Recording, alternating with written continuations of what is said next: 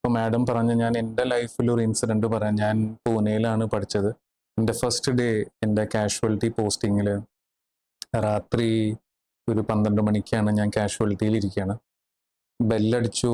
ഞാൻ നോക്കേണ്ട ഒരു ട്രോളിയിൽ ഒരു 12 വയസ്സുള്ളൊരു കുട്ടി വരാണ്. He's rushed in to the casualty. പിന്നിൽ ഒരു കവറിൽ 2 കാലായിട്ടാണ് വന്നിരിക്കുന്നത്. ആൻഡ് പേരൻസിൻ്റെ ചോദ്യം ഇത് റീഅറ്റാച്ച് ചെയ്യാൻ പറ്റുമെന്നാണ്. He fell off a train. Now as you know we cannot reattach it. And ഞാൻ ഡെയിലി ഡ്രസ് ചെയ്യുന്നു. ഇപ്പം ഞങ്ങളുടെ ഹോസ്പിറ്റൽ എന്ന് പറഞ്ഞാൽ റെയിൽവേ സ്റ്റേഷൻ്റെ അടുത്താണ്. ഓരോ ടൈം റെയിൽവേ സ്റ്റേഷൻ ട്രെയിൻ പോയ ഈ ക്രൈസ് അറ്റ് നൈറ്റ്. ആൾക്ക് ആ ഒരു ഫിയർ. അപ്പോൾ ഇങ്ങനെ ഒരു മെൻ്റൽ ട്രോമ അത് നിങ്ങൾ അഡ്രസ് ചെയ്യോ? Do you also have to counsel patients when they have to take a prosthesis link? Sir actually ഇപ്പം ആ കുട്ടീൻ്റെ ഒരു എക്സാമ്പിൾ സർ എടുത്തു. പക്ഷെ മാക്സിമം കേസസ് ഇപ്പം നമ്മൾ ആഗ്രഹിച്ചിട്ട് ഇപ്പൊ സൂയിസൈഡ് അറ്റംപ്റ്റ് ഒക്കെ ആണെങ്കിൽ അവർക്ക് അത്രയും ഇതുണ്ടാവില്ല. അതായത് ഒരു അങ്ങനെ. പക്ഷെ ഇപ്പം ബൈ മിസ്റ്റേക്ക് ഇപ്പൊ ഒരു യങ് ആയിട്ടുള്ള ഒരാളാണ് വിചാരിച്ചോ, വർക്ക് ചെയ്യാണ് ബൈക്കിൽ, ഇപ്പോഴത്തെ R15 അങ്ങനെയുള്ള ബൈക്കിലൊക്കെ ജേർണി ചെയ്യുന്ന ഒരാൾ, എഞ്ചിനീയറിംഗ് ഒക്കെ കഴിഞ്ഞ ഒരാൾ ആക്സിഡന്റ് ആയിട്ട് 1 ലിംബ് അല്ലെങ്കിൽ 2 ലിംബ്സ് ആംബ്യൂട്ടഡ് ആയിട്ട് നമ്മുടെ അടുത്തേക്ക് വരുമ്പോഴേക്കും പുള്ളി കാല് വെക്കണോ വെക്കണ്ടയോ എന്നുള്ളതെന്ന് അയാൾ ഫുള്ളി ഡിപ്രസ്ഡ് ആയിരിക്കും. നമുക്ക് ഓപ്ഷൻ ഒന്നും പറയാൻ പോലും പറ്റില്ല, അത്രയും ഡിപ്രസ്ഡ് ആയിരിക്കും. അപ്പോൾ നമ്മൾ ജനറലി ഇപ്പൊ ഞാൻ വർക്ക് ചെയ്ത എല്ലാ സ്ഥലത്തും പറഞ്ഞാൽ മൾട്ടി റിഹാബ് ആയിരുന്നു.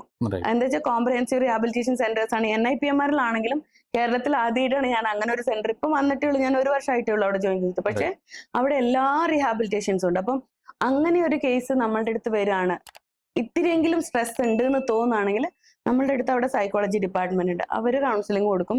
അത് കൂടാതെ ഇപ്പൊ നമ്മൾ ഓരോരുത്തരും കൗൺസിലിംഗ് ഓതറൈസ്ഡ് ആയിട്ട് കൊടുക്കണമെങ്കിൽ അവർ തന്നെ കൊടുക്കണം. പക്ഷെ നമുക്ക് ഓരോരുത്തർക്കും നമ്മുടെ ഒരു വേയിൽ അവരെ സപ്പോർട്ട് ചെയ്യാൻ പറ്റും.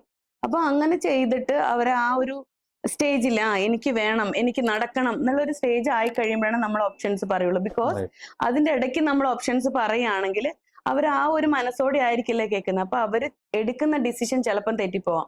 ബിക്കോസ് നമുക്ക് കുറേ ഓപ്ഷൻസ് ഉണ്ടല്ലോ, A to Z ഓപ്ഷൻസ് ഉണ്ട്. അപ്പൊ അതിൽ നിന്ന് ഏത് സെലക്ട് ചെയ്യണം, അത് ശരിയാണെങ്കിലും തെറ്റാണെങ്കിലും that is his decision only. ഇപ്പൊ നമുക്കറിയാം അതത്ര ശരിയല്ല, ഇതാണ് ശരി, പക്ഷെ അത് നമുക്ക് ഇമ്പോസ് ചെയ്യാൻ പറ്റില്ല. That is against ethics. അപ്പം ആ ഒരു ഡിസിഷൻ അയാൾക്ക് എടുക്കണമെങ്കിൽ ആ ഒരു മെന്റൽ സ്റ്റാറ്റസും കൂടി വേണം. അപ്പൊ നമ്മൾ അതിനുള്ള കൗൺസിലിംഗ് ഒക്കെ കൊടുത്തിട്ട്, അതായത് മൾട്ടി റിഹാബ് അപ്രോച്ച് ആണ് അവിടെ നടക്കുന്നത്. അത് വേണം എന്നുള്ളത് തന്നെയാണ് എവിടെയാണ്. അതാണ് പറയുന്നത്, ഇവിടെ നമ്മളുടെ ഇവിടെ പല NGOസിലും പ്രോസ്തറ്റിക് ഫിറ്റ്മെന്റ് ഉണ്ട്. പക്ഷെ അതിൽ ഈ തരത്തിലുള്ള ബാക്കി റിഹാബിലിറ്റേഷൻസ് ഇല്ല, ട്രെയിനിങ് ഇല്ല, ഫോളോ അപ്പ് ഇല്ല. അപ്പൊ അതുകൊണ്ടൊക്കെ എന്താ പറ്റുന്നത് വെച്ചിട്ടുണ്ടെങ്കിൽ കുറേ പ്രോസസ്സസ് അവര് ഡ്രോപ്പ് ചെയ്യും, യൂസേ ചെയ്യില്ല. എന്താ വെച്ചാൽ അവർക്ക് അതിന്റെ ട്രെയിനിങ് കിട്ടിയില്ല, റിഹാബിലിറ്റേഷൻ സപ്പോർട്ട് കിട്ടിയില്ല. അങ്ങനെ കുറെ യൂസ് ഡ്രോപ്പ് ചെയ്യുന്നുണ്ട്.